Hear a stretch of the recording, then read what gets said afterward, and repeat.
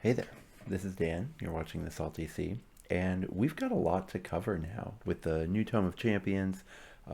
Last week I kind of ran down the points updates to the game. There's still a lot to talk about there with how it affects list building, but I think the biggest change to list building is going to be all of these Underworlds crews that are in the game right now. Really, truly a remarkable move from GW as far as sort of showing that they're willing to put the care and the effort into, into this setting to give you opportunities to play these war bands anywhere you can. Really, now they've all got rules for Underworlds, Warcry, and AOS, which is great. So I'm excited to jump into them. I'm gonna just kind of look at list building. I think in general they've completely revolutionized getting into the game on a budget. So I'll talk a lot about that. I'm going to try to focus my lists for this video on just what it's like to grab, an Underworlds crew and then hopefully only one other box as sort of your entry into a faction. Because I think that that's generally going to be a really excellent way to start playing Warcry for most people. I'll also talk a little bit about certain ones that maybe affect the more competitive side of the faction they're in. But before I get into it, I want to talk a little bit about kind of this moment that Warcry is having right now. So two different sort of new YouTube content creators have kind of popped up, and I'm really excited about it. Generally Bad Gamers and Cozy Serpent Gaming have both released bits of content about the Underworlds warbands. I think this just generally has people really excited, which is really awesome to see. So, the Cozy Serpent one, great job kind of self-promoting, putting it in all the right places, has a ton of views. So if you're seeing this, you've probably already seen it. But if you haven't seen it, just does a nice job, just a quick overview, less than 40 minutes for every warband. Yeah, just a really sort of, yes, it's surface level, but I think he catches a lot of the things that, I would have wanted someone to mention in a really quick conversation, and it's very efficient too, which is nice. Then you've also got Generally Bad Gamers, who goes much more in depth. I think there's 4 videos, all of them around the 20-minute mark. Yeah, just going like all the way deep into each one of these, sort of giving his takes on it. I really love to see it. Hoping both of them keep at it. But just in general, it seems like there's just a whole bunch more interest in the game. Just this last month or so, which is really exciting, especially because the tome shipped with new event rules for both narrative and competitive, in a way that I think is really cool to try out. I really hope to see, maybe someone somewhere will try out the narrative tournament that's there, which is kind of meant to be sort of halfway between a narrative event and a competitive event. That would be really cool. Let me know, by the way, if you'd like to see me kind of cover that sort of event-driven content that they've brought out, because I think it's really interesting, and I do hope that it sort of lures local game stores into sort of doing more with this game. I know a lot of the ones around my area didn't really order much of it. They either ordered none at all, which is one of them, shame on you, the source, or they just ordered like one of everything and that was it. And I think they might have maybe underestimated some of the interest. So the other sweet piece of new content news is I am joining a new podcast with some really cool dudes I met. They have the Tabletop and Beyond podcast. They are expanding to create sort of a whole website. They're sort of dedicated to, like it says, sort of all sorts of tabletop gaming. They have a really dedicated D&D group, for example. They sort of are going to be doing a wide variety of tabletop podcasts. So they have Talking Warhammer as well. So they brought on one of the top Nurgle players. I think he was top ranked in the ITC rankings, to talk about the new Nurgle book.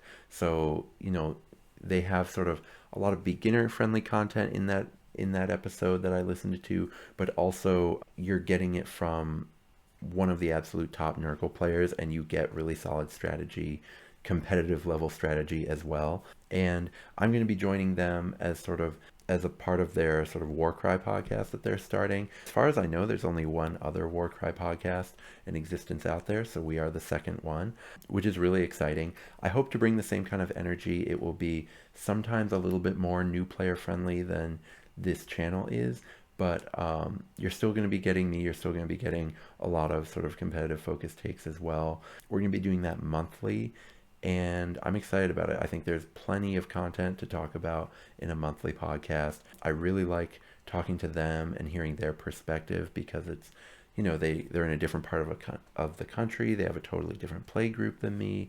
It's great to hear. It's also great because, I'm going to be traveling to Adepticon.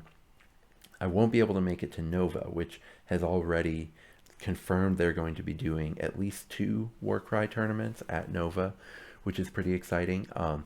They live just a 45-minute drive from Nova Open, so they will be going to that.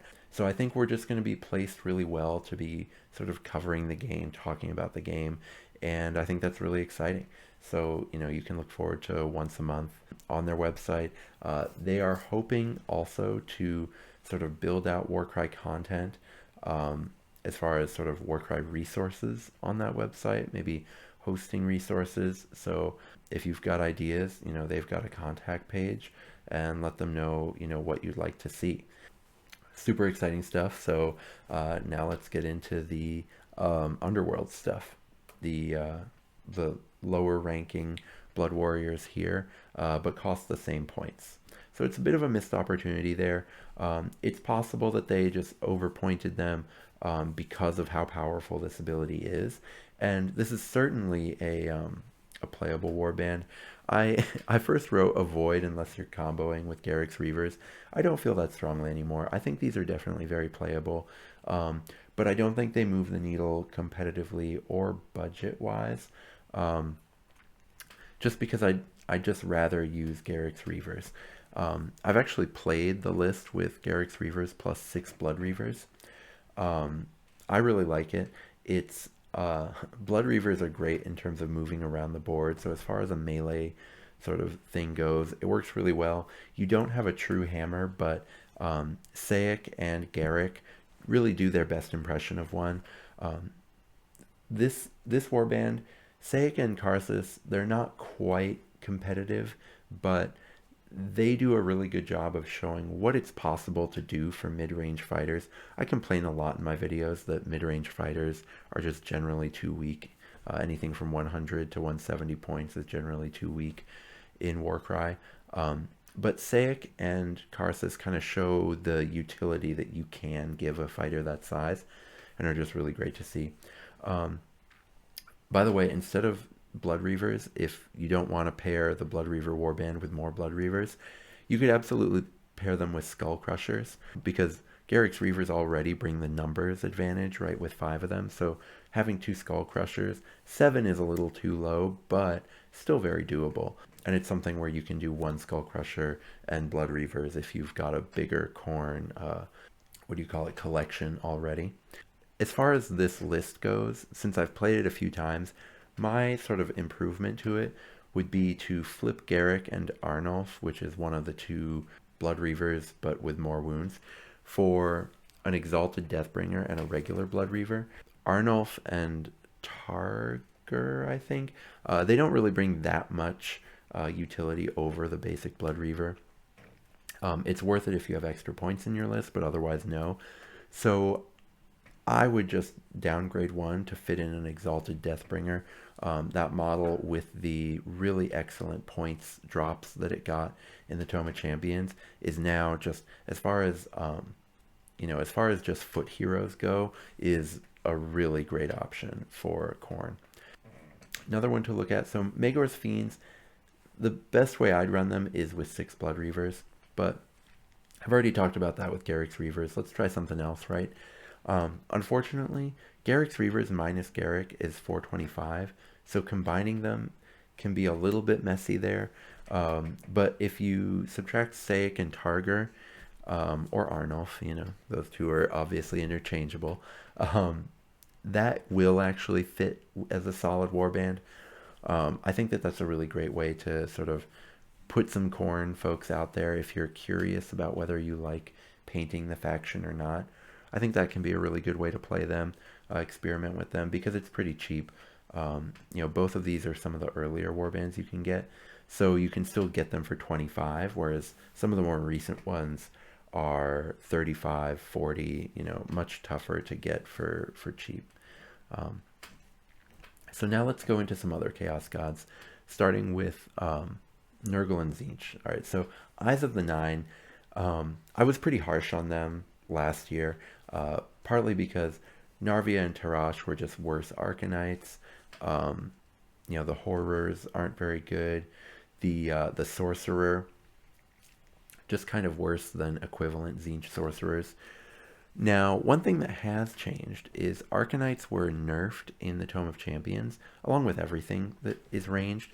And it's clear now that Narvia and Tarash were just suffering from having received the range nerf before it was available to the public in the Tome of Champions, basically.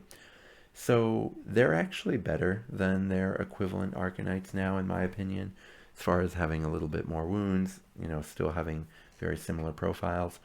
But still, I wouldn't mess with this. I wouldn't ever tell someone that playing Eyes of the Nine is a good way to get into Tzeentch. It's fine if you like the models. Kacharek is pretty decent because he has a really explosive self-damage buff, which is nice. Sits in that range in between a regular Zangor and an Enlightened.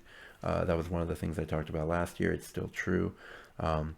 So yeah, just a warband that's worth playing if you love it, but I wouldn't go into it thinking that you're sort of getting something powerful there. Something similar kind of is true for the Wormspat. They start with Fecula Flyblown. Her ability bonus actions are really good, but this one's less than most because you can only use it once a game, and that range wizard attack is just so bad for almost every fighter. Any fighter over 150 points or so that's still using the basic wizard attack is in a rough place, honestly. And then she can also access Nurgle's Mystic ability, which is called Stream of Corruption. Unfortunately, it's terrible. It only works on a 5-up, and it alters toughness, which is just not good. So this is tough, right? Because on the one hand, the Wormspat is really rough for Nurgle because it doesn't add anything, doesn't give them anything, doesn't solve any of their old problems. However, Golgotch, who is like the number 2/1, why am I pointing to my screen as if you can see it? But the number 2/1 in between Fecula and the Spear Boy there, Golgotch is sort of the best Blight King. Very similar points, but does 1.5 more damage per attack on average, which you will feel that. 1.5 damage is a lot of damage when it's like kind of averaging over time. Sometimes it's the same, sometimes it's 3 more damage, right? So Golgotch is pretty serious, and something that, if you're playing Nurgle Rotbringers and you're trying to get the most out of this faction that you can, because for some reason you love them in Warcry, and you just want to do what you can for them, Golgotch is part of the answer for sure. So in that way, the Wormspat is good, right? It's competitive for Nurgle, but it just doesn't solve any of their existing problems. Sepsimus is kind of interesting because you get Reach, which is more interesting on really slow models, so that can be nice. Budget-wise, if they change the game or not, is tough to say. The out-of-print start collecting box is the best way to get into Nurgle still, even with the Wormspat existing now.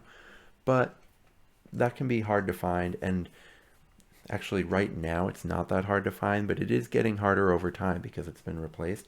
And I imagine if you're watching this video 6 months from now, it probably won't be around anymore. So in that case, the Wormspat is your best bet. Just doing it with a box of Blight Kings is not too expensive. Now, it's cool because it's a way to get 7 models into Nurgle Rotbringers, but And so for one, the points drops, even though they were tiny on Blight Kings, does help you do that here. The issue is that it doesn't give you room for the Sonorous Toxin one, which I think is the one with the bell. That move buff is really, really necessary for running Nurgle Rotbringers. And so I would swap Fecula for the Blight Lord that you get out of the Blight King box, and then run basically your 5 Blight Kings plus the 2 basic Blight Kings that are in here with the Wormspat. And that could be a really solid entry into Nurgle. You know, certainly as good as you can get in that faction. Not quite. I mean, I would prefer to have one Puscoil Blight Lord there, but I think, you know, it's better than a lot of options you can do in that faction. For Eyes of the Nine, I would just get a box of Zangor and then just load up with the one with 2 swords, pair it with Eyes of the Nine, and you've got a pretty functional warband there. Mostly just, though, on the back of how good Zangors are. And Zangors plus a hero is going to be the same amount of money, but more competitive. The Zangor box on its own, I think, doesn't really quite get you up to 1,000 points, but that's why you just add a hero and you have something really solid. So I would do that if I was trying to get into Tzeentch. If you're a glutton for punishment and you love the Eyes of the Nine models, get a box of Garrek Acolytes, run Eyes of the Nine plus 4 Garrek Acolytes. It's going to be a tough time, but, you know, that's you. You do you if that's what you're into. I won't stop you, and it's definitely something, you know, that you can play. All right, let's talk Slaves to Darkness. Khagra's Ravagers is one of the ones that's different from when I talked about it last year. Prior to the points drops, Khagra and Kragan, that's not confusing at all, right? Were both better than their Chaos Warrior alternatives, which made this really solid. Khagra was like right fitting in with all of the really excellent leaders in Slaves to Darkness. They have a bunch of really good leaders in that faction. And then Kragan, the one with the 2 swords, was a really solid Chaos Warrior. However, Chaos Warriors just dropped like stones in terms of points, which is great for them. But it does somewhat obsolete the Ravagers, which is too bad. The Godsworn Hunt is more based on Marauders, and they have a ton of solid utility fighters there. You can go back to my video. Everything I said there still sort of fits for these guys. They're great. They're just not as great as Marauders with Flails are, which is too bad because Marauders with Flails are some of the ugliest sculpts Games Workshop has ever produced. So, you know, you can absolutely run these, and the fact that you're missing out on the overpowered Marauders is going to be fine for most casual games. You do get access to some really cool abilities for both of these warbands, right? Zarshia can teleport her all the Chaos Warriors in that warband all around the battlefield, which I think is really cool. I kind of want to get Bladeborn just to try that out. And then Olo, the archer from the Godsworn Hunt, can give an extra move to Grawl, who is the little puppy dog, and that's actually really solid. Unfortunately, Thedra is just really terrible. Her ability does nothing, and she has that really rough wizard attack profile. So neither of these are competitive, but they're great for budget players because you just get them in Bladeborn together. You're supposed to fight them against each other, but they actually just make a perfect little team. You just play, you know, Khagra with her whole crew, and then you bring in some of the Marauders like Olo, Jagathra, who is the spear one, I think, and then Shand. Unfortunately, you'd probably want to cut Thedra, but if you prefer the sculpt, I'm sure you could just say, listen, here's my Zarsha, and it's Thedra, but you use those rules. I'm sure nobody's really going to stop you, right? This warband is very tricksy. It has, you know, 8 fighters isn't the most, but that's definitely enough. And then, you know, you have your Olo Grawl combo, you have the Zarsha teleport. I think you can do a lot of work with this warband. Into now the sort of the furry chaos. Beasts of Chaos and Skaven. So Grashrax Despoilers, this is one of the ones that's changed, right? Last year, I'm saying these are worse Ungor Raiders. However, Ungor Raiders have been nerfed, and now they're really even as far as, whether the extra stuff you get is worth the extra 5 points. The melee troops are all significant upgrades, both the Ungor, spear people and the Bestigor, significant upgrades over what Beast of Chaos normally gets. The issue is, again, Beast of Chaos, Gors are the most powerful thing to run for your melee troops in that faction. So if you don't like Gors for whatever reason, Ungors and Bestigors, perfectly good option that you can upgrade with Grashrax Despoilers, or is it Gashrak? I forget. But the Despoilers, big upgrades there. Less powerful than Gors, but that's okay. The leader itself is kind of a cool alternate Great Bray Shaman. The quad is totally busted, but I really hate building around quads. It's only accessible 37% of the time, which is not a lot of the time. However, Grashrak can access the Great Bray Shaman's pull ability, which a lot of people swear by. I tend to build my warbands wanting the most sort of fighty. I want to put out the most damage as possible. However, that's my bias. I know that people get a lot of success out of using these kind of pull movement sort of disruption abilities, and the Great Bray Shaman has a lot of fans out there. So if you feel like you're one of those kind of tricksy players who wants to play around with movement, the Despoilers I think are going to be a great fit for you. Spikeclaw's Swarm is kind of a fun one. So Spikeclaw is the most efficient, fightiness, points efficient Skaven leader. Now, that's not saying much because most Skaven leaders are really just combo pieces. You're using them for lead from the back, or you're using them for giving Rat Ogres extra attacks, right? So the fact that Scritch, I think is his name, Scritch Spikeclaw, is sort of the most fighty point for point of them isn't that groundbreaking, but it is very interesting. If you remember from 2 weeks ago, I put out a video about how much are these warbands going to shake up Warcry, and should we be worried? And this was one of the ones that I posted as being able to break the game, but at a low alert level. Well, Crick and Festering Skaven are your classic overpowered rats. Crick is sort of like a beefy Plague Monk. Festering Skaven is very Plague Monk-like as well, in terms of stats. Now, Lurking Skaven and Hungering Skaven are pretty bad, but that's still relative. They'd be amazing in Fire Slayers, for example. So there's just a lot you can do with this warband because they are so powerful, which is just, classic Skaven, even with the nerfs they got. First, I want to talk about Grashrax, playing with them. I would just get a box of Gore. I'd run the faux render, so you have an additional sort of choppy melee unit to go along with your Bestigor. I prefer having sort of one big hammer and then chaffs, but two smaller hammer type guys is going to work fine, especially in casual play. And then you get your Gore with paired blades, which is sort of the really hyper efficient chaff model that Beasts of Chaos can use.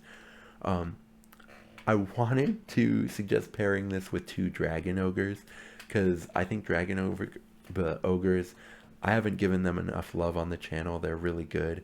Unfortunately, it puts you 10 points over, so you can't really do it. Now, for Spikeclaw Swarm, I would pair them with the Rat Ogre box.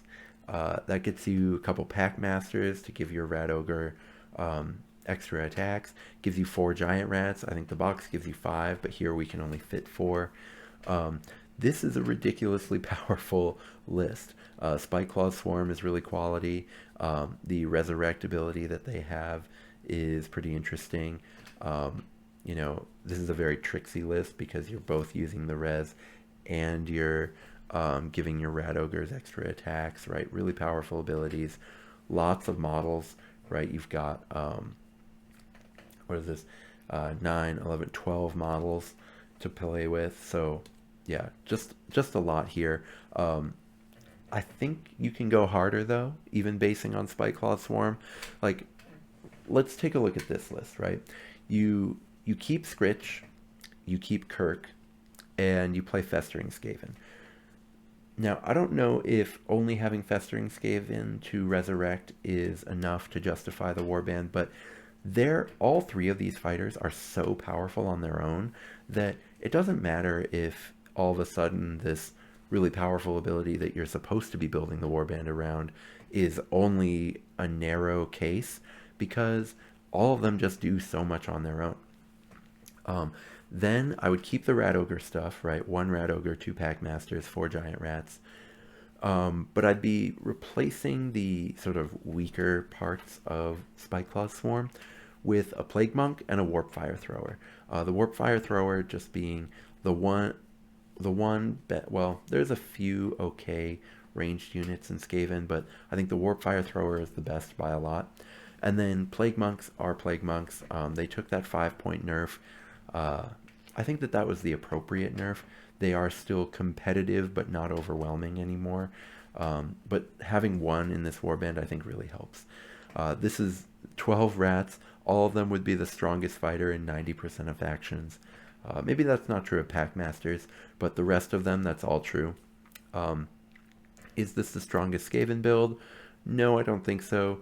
But it stands up there with all the rest. Skaven have such a wide variety of ways to build them that they're just not solved. And with the sort of new points changes, that kind of throws things up in the air even more. But this build is a terrifying Warcry warband. Make no mistake about that. You know, there's like 10 strongest Skaven builds, but this is one of them. And this lets you play with the Underworlds warband if you have it, if you want to. Yeah, this is really impressive. I think the Plague Monk nerf is really what makes this attractive. It really helps Spiteclaw's Swarm kind of stand out in a way that they wouldn't if Plague Monks hadn't caught a nerf.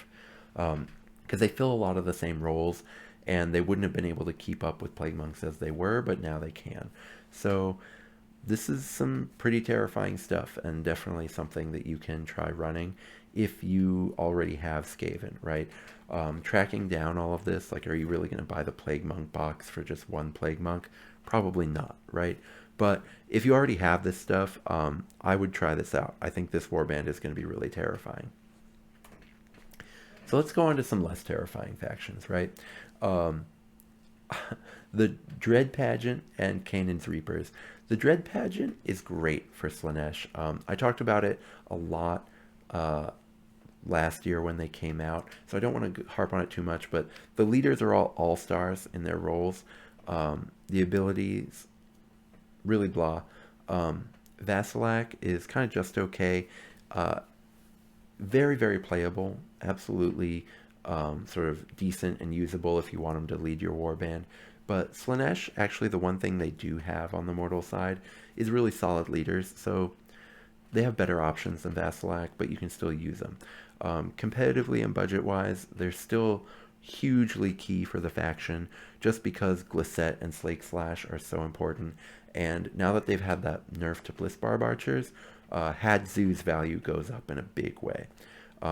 Because it used to be sort of, you were playing Blissbarb Archers in all your warbands anyway, so did you really need another archer? And he's a little less points efficient. But now, you know, Blissbarbs are a lot less attractive. Canaan's Reapers give you a ton of really big upgrades onto Mortek Guard. Hackor is the same points cost, but you get 2 extra wounds compared to the Greatsword one, which is really cool. It is funny also that the one who's really hacking away is called Hacker. I'm sure they had fun with that while they were naming them. The only one that's bad is the club guy. I don't know what happened with his stat line, but it's brutal. He's way worse than a regular Mortek. But all the rest are definitely upgrades over their Mortek equivalents, and you get your first archer, which is really cool, which is something that, you know, you just didn't have access to at that point variety, and it's absolutely something that I think is worth thinking about, especially in such a, you know, such a slow faction. Well, a faction that is slow if you're focusing on Mortek. Unfortunately, Mir Kanan's a little awkward. Mir has two kind of underwhelming attack profiles. Each would work great if, well, the wizard one would work great if he was 150 points, but the even the scythe one is a great attack profile for a 190 point hero, right? But I think he's suffering for being able to use both, and that's too bad. And the quad ability is just okay. It's solid, but you'll often want to use Rampage instead. Now actually list building with these, if I were with Kanan's Reapers, I would just do it with 3 Mortek Greatswords. That's just a really nice, very themed warband, right? Because you're just bringing them in. They still look like they're Kanan's minions.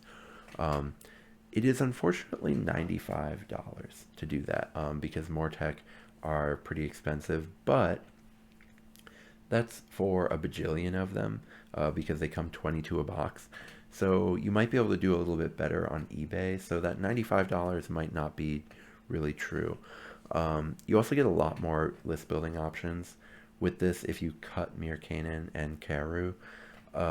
So in a more sort of competitive, sort of Mortek or based warband with Kanan's Reapers, you know, if you cut them, you know, maybe bring in a Mortek Hekatos, which is the cheapest leader, and that can let you fit in Stalkers or maybe a Morghast, because I think the rest of these, most of these fighters, you're really going to want to use in Ossiarch Bone Reapers. I think they really help that faction.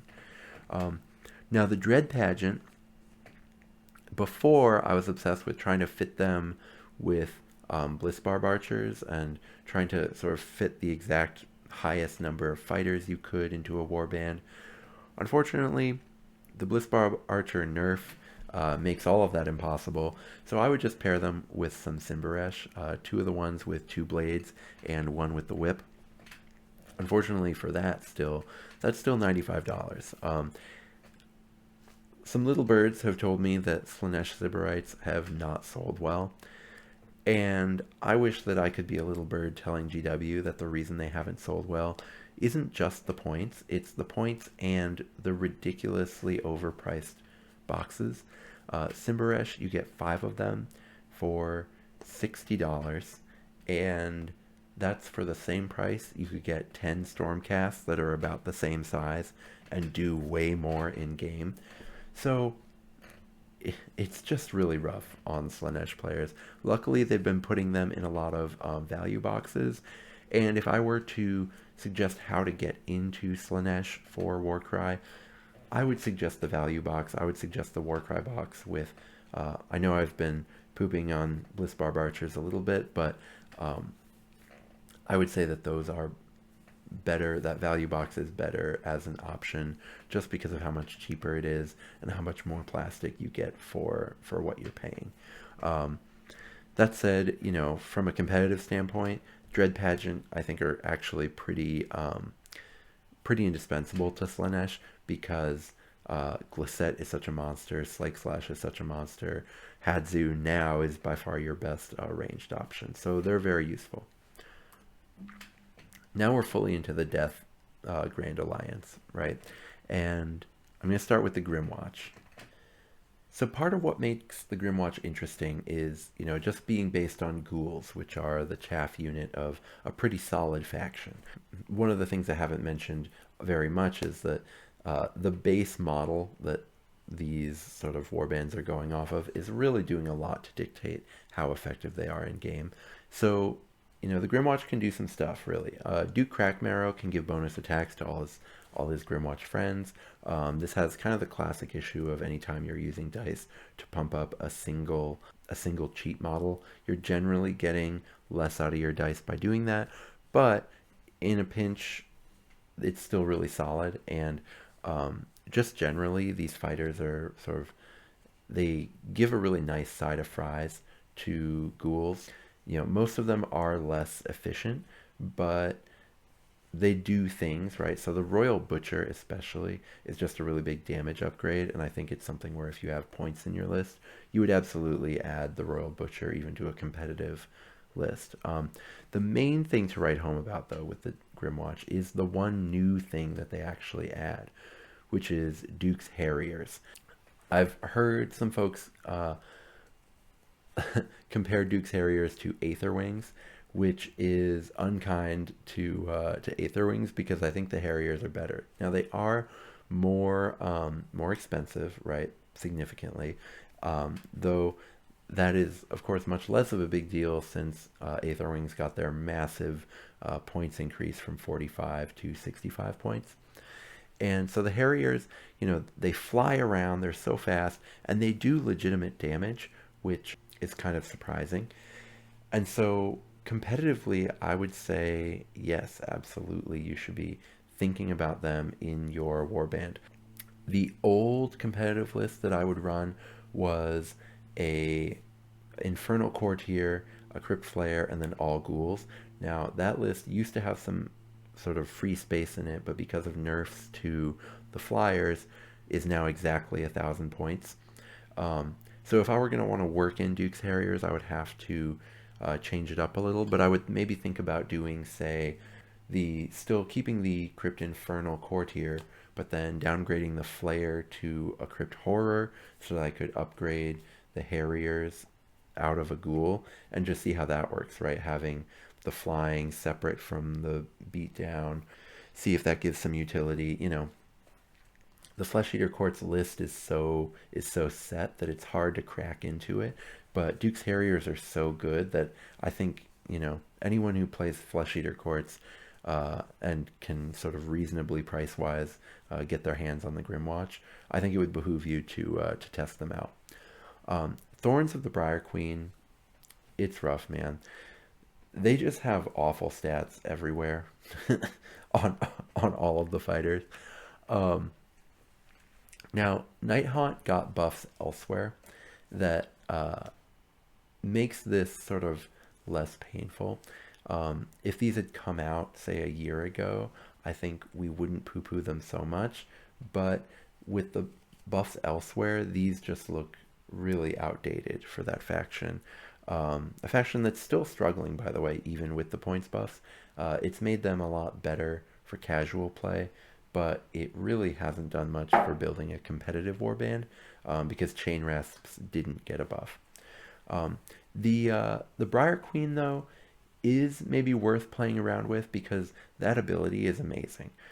It does both pretty respectable damage, and that move debuff is amazing. It won't do much against, say, those big 10-inch move flyers because, moving a 10-inch move flyer to a 7-inch move flyer isn't much. But fast warbands that aren't flying, like those 5-inch move warbands, a lot of the best warbands in the game involve a lot of 5-inch move players. And this is devastating on those, right? And then you can basically lock a 3-inch move fighter from moving at all. So that's definitely worth playing around with, but the rest of the warband I wouldn't touch. Competitively, I just think there's stronger options everywhere in Nighthaunt, unless people test the Briar Queen and find that it's better than a Knight of Shroud on Steed. Then I wouldn't use any of it. But budget-wise, sure. I think it's equal to the other options, and it's pretty cheap, as you'll see. So for just $40, right, you can use Thorns of the Briar Queen and just add a Cairn Wraith, which is a Nighthaunt hero that's only $15. And so for just $40, you can have a Warcry warband there, which is pretty nice. Now, I actually played around trying to find slightly more functional, more powerful ways to build them. But you're going to have to kind of drop some of their stuff to actually fit very much that's good in here. Like if you did Thorns minus a Chain Rasp to put in 2 Chain Ghasts, which are better now that they've had the points buffs, That comes out to a 1005 points. Thorns plus a Spirit Host is 1005 points. I think, for the Chain Ghast thing, dropping the Everhanged instead of a Chain Rasp gets you there, but it's unfortunately because the Chain Rasps are so bad. So I will do an update to my sort of starter lists for every faction. Those videos now are 9 months old, so I will update them, and I will show a better budget alternative to Nighthaun than Thorns of the Briar Queen. You can do it mostly using those ETB kits. Mirmor and Banshees were really buffed, and they come in an ETB kit for 4 of them for very cheap, so I think that's the best way to do it. But if you just love the look of the Thorns, you can absolutely make a functional warband for very, very cheap. Now, playing with the Grimwatch, I would just get the Crypt People box, the box that makes like 1 million different SBG and FEC fighters, and I would make a Crypt Flare, and I would make a Crypt Horror out of them, and then I would also make a Crypt Infernal Courtier out of them, just for other FEC stuff. And that would be 1K points exactly. Really solid mix of chaff units, elite units. That's going to be a really great warband that I think you're going to have a ton of fun with. And it's also $10 less than the Start Collecting box, so if that's important to you, that can be really great. I do think if you don't mind the extra $10, you do get more out of the Start Collecting box, just as far as if you don't want to play AOS, you can sell that Terrorgeist if you want. You can sort of build your Crypt Flayers, and then you get way more ghouls. So you can do a lot with the Start Collecting box, but if you want to do something for cheaper, or you just love these models, because let's face it, ghouls are a little bit uglier than the base ghouls are a little uglier than what GW is capable of now, and the Grimwatch are a really incredible update of the aesthetic, right? The guy with the sort of spinal cord on his back is really cool in my opinion. Just a lot of character in these models that doesn't exist in ghouls. If you want that, you can absolutely make a pretty solid warband for a little bit less. Soulblight Gravelords. So the Crimson Court is kind of disappointing, to be honest. They're not bad. They're not bad by any means, but there was so much promise, and when they showed Prince Duval, they didn't show the ability, and it was sort of very similar to a Vampire Lord in quality, but just you get a little less, but it's a little cheaper, like it doesn't fly. There was sort of some hope that something in the Crimson Court would be really amazing. Unfortunately, most of them are a little disappointing. Velas von Fane is pretty interesting. She's got respectable fighting stats. She also gets, so their ability is sort of plus attack and strength, and she gets the most out of it because she does great damage but low strength. It just pumps her attacks up quite a bit. So yeah, that's what I would go with as far as actually playing these outside of just the Crimson Court, but they still function pretty well, and the combo list with the Sepulchral Guard is solid. Partly just because the Sepulchral Guard is just totally busted. The Harvester, the Champion, and the Petitioner with Sword are all upgrades on already some of the strongest chaff units in the game. The Harvester is only 50 points. He's got range 2. He does a ridiculous amount of damage. I don't understand how he's only 50 points. The Champion is the same, although debatably probably less powerful than Graveguard, because Graveguard are just busted, and the Champion is basically just an alternate Graveguard. But then the Petitioner with Sword is only 40 points. I don't know how they decided that was okay. Luckily, these are unique, and so they can't use the Shambling Hordes ability that lets you sort of throw something forward if it's within range of a leader. They don't have access to it. However, only 2/3 of your warband has access to it in competitive play because you only have 2 leaders, right? So I would put the Harvester, the Champion, and the Petitioner with Sword all in their own deployment group. Whatever your smallest deployment group is going to be in SBG, I would say, and this is all in just the most competitive warband, I would put them in there and I would just have them in the small deployment group, and they're just there on their own, just being way more points efficient than anyone should be allowed to be. They also have that charge ability, which is really nice.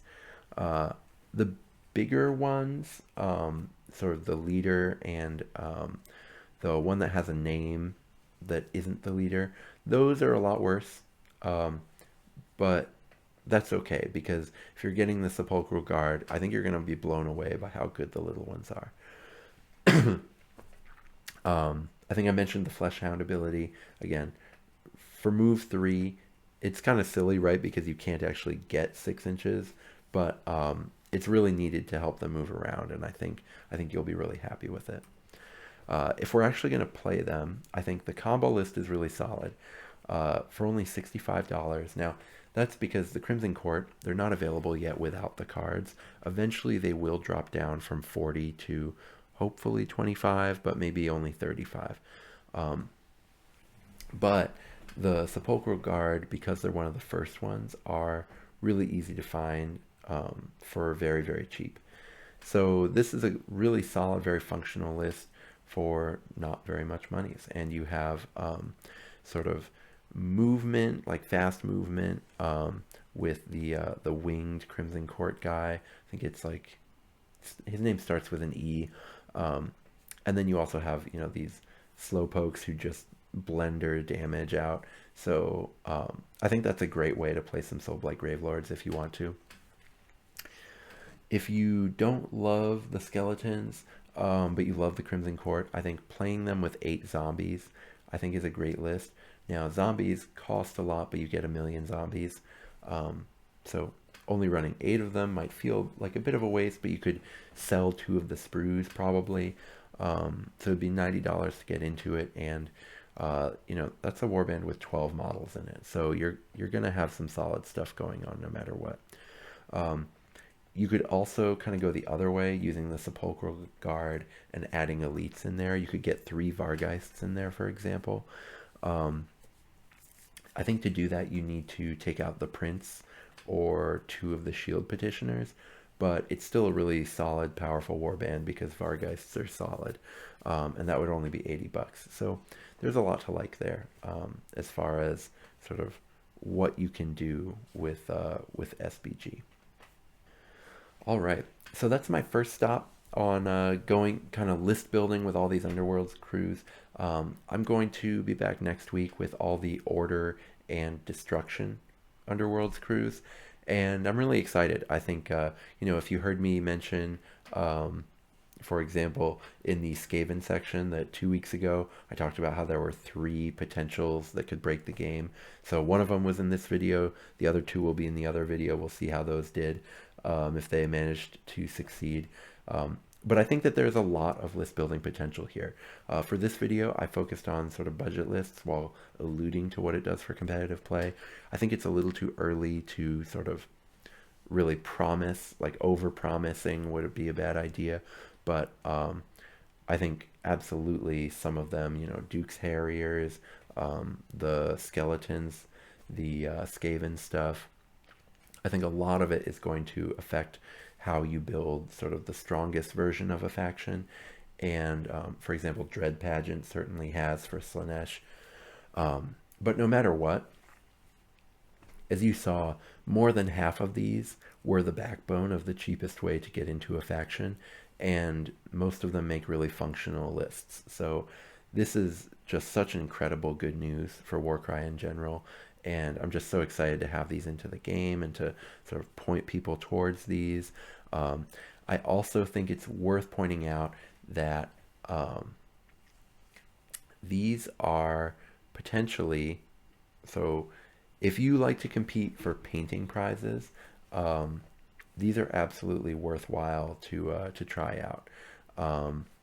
They will, they'll give you a pretty big advantage as far as a lot of these warbands are some of the most dynamic models that Warhammer has really seen.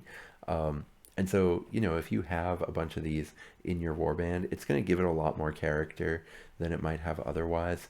And if you're sort of a painter looking for, you know, best painted in your little local game store thing, um, bring some Underworld stuff. You know, I think just having the more exciting poses and stuff will help draw people's eye towards your warband. So that's another little benefit to playing with them. Um, so yeah, I hope you try that out. And yeah, until then, may all your rolls be crits.